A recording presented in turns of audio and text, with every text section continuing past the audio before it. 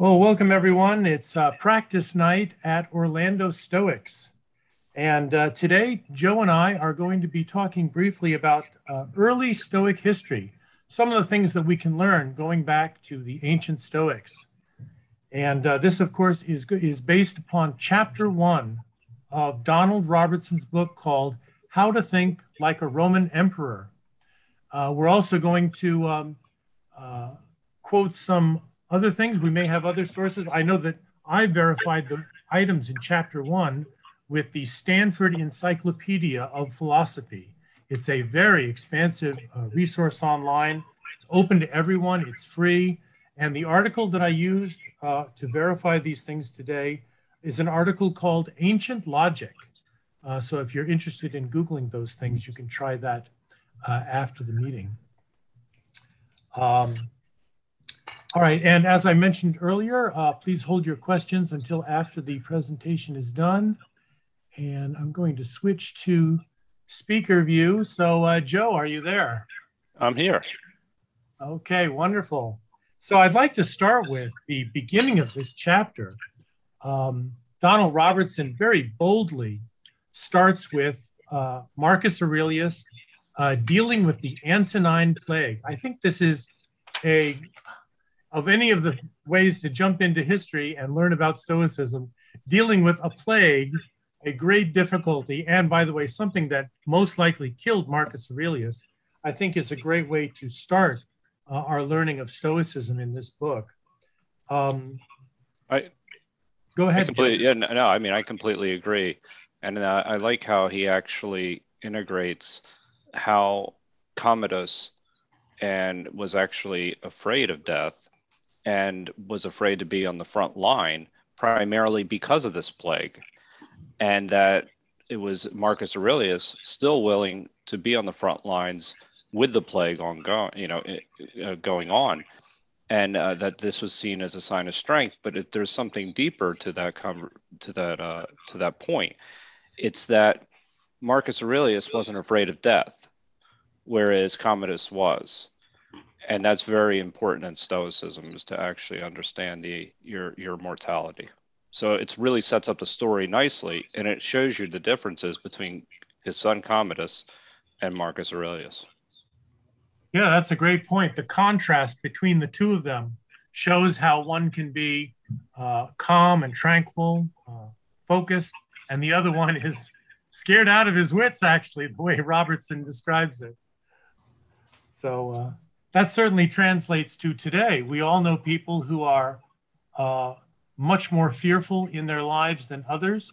Of course, I think modern living, even though fear is still very much a part of life for humans, the way that fear strikes into our lives is different for each one of us.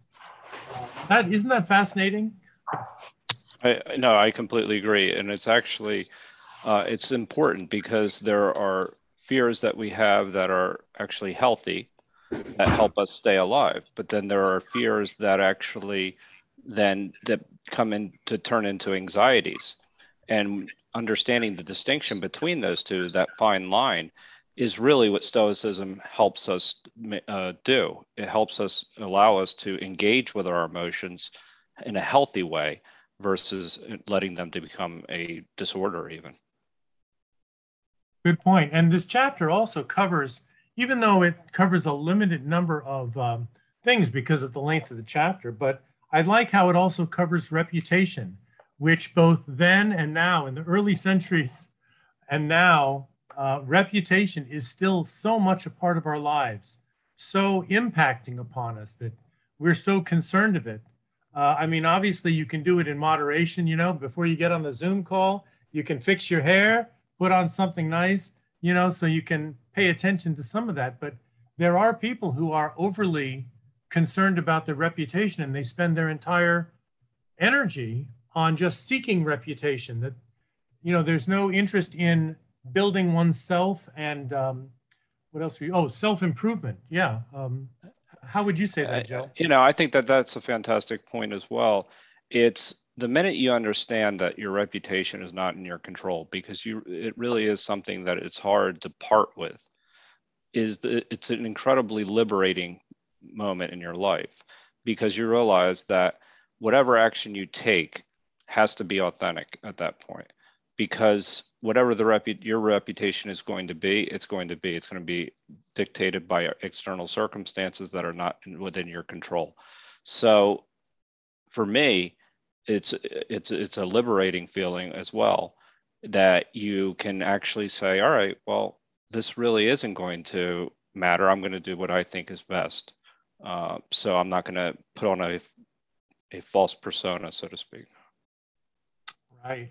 And you remember when he mentioned Zeno in the chapter 1, I think this is such a great tale for modern times, even though it happened 2,300 years ago. The idea of Zeno losing all of his property in a shipwreck, all of his goods, his wares at sea, and then strolling into a bookstore in Athens and just transforming his life. Now, of course, that's quite a dramatic transformation from being a merchant of dyes and what do you call it? The dyes that are taken from shellfish to becoming a philosopher and a teacher. That's quite a transformation.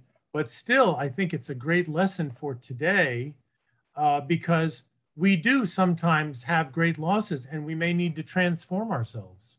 Absolutely. And we never know what adversity is actually going to bring us.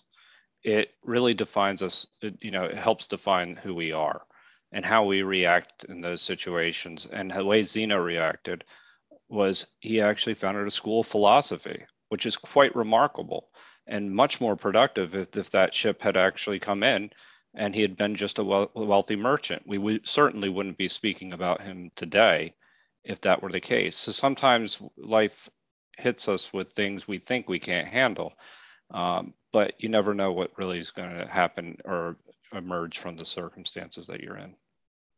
Right. And where Zeno began teaching, I'm glad that Donald Robertson covers it in his chapter 1, the painted porch, also known as the Stoa Poikile. That is still a site in Athens, Greece. I had the chance to visit that site a couple of years back in 2019. And it's basically flat, but they are unearthing it level by level, hoping to find some other artifacts there. That could be quite interesting. Joe, what did you think about how he covered in this chapter the writings of the ancient Stoics, both the big names we recognize like Seneca and the names that are less recognized? Well, I thought it was really interesting how Marcus Aurelius ensured the meditations were preserved. So that to me was the most interesting part within that. But I like how he outlined the three big Stoics, with Seneca, Epictetus, and Marcus Aurelius, and their influence on Stoicism. As an introductory chapter, that's kind of critical for anybody that's reading about Stoicism for the first time. He really did a good job in condensing in 40 pages the history of Stoicism and the main contributors to Stoicism, and setting up a story about Marcus Aurelius. It's a pretty remarkable chapter to accomplish that within 40 pages is pretty difficult for any writer for any writer. And he also covered, I remember you making a good point that he also talked about how modern Stoicism leans on science and psychology and areas like that. I think that's a fantastic way to also start this book on Stoicism. I think that's one of the key points, is that it's not dogmatic and that it's open to interpretation and modern scientific methods. So it's something that is flexible. I also liked how he explained in that how we engage. It's about how we engage in our emotions, not necessarily suppressing our emotions. And that's an important distinction to make, because in modern day, Stoicism is often perceived as something as stiff upper lip and suppressing your emotions, when nothing could be further from the truth. It's more about taking a unhealthy emotion and replacing it with a healthy emotion. So I thought that highlighting that in the first chapter was really critical for anybody that's new to Stoicism as well. And going beyond this reliance on science, we of course must remember that early psychology, areas in psychology, like Dr. Albert Ellis, he of course borrowed ideas from Epictetus and the other Stoics. Wouldn't it be fascinating if modern psychology now helps the modern Stoicism movement, that it gives back to help the modern Stoics understand even more? You know, like for example, areas that I'm studying in psychology, I'm trying to find interesting new ways of describing things, like a chain of ideas. Like for example, if you manage your emotions, that leads to better focus, which leads to better reasoning and tranquility, which of course goes back to better emotional management again. It's like an interesting chain or a cycle. Do you think that there could be more links between psychology and Stoicism? Yeah, and I really think that this is actually one of the more important parts of the, leads to another important part of the chapter where he talks about Stoicism and just being a resilience,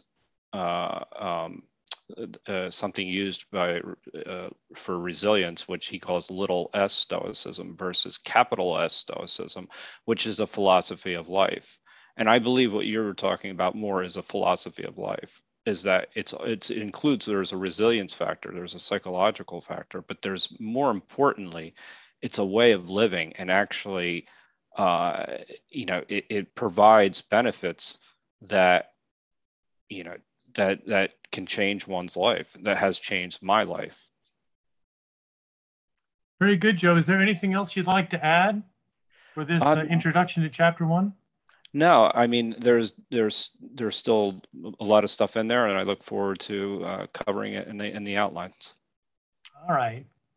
Well, thanks. I'm going to wrap up this dialogue and end recording, but we'll do this every week, hopefully, summaries of the chapters of the book, and that will allow people to watch us on YouTube and other social media.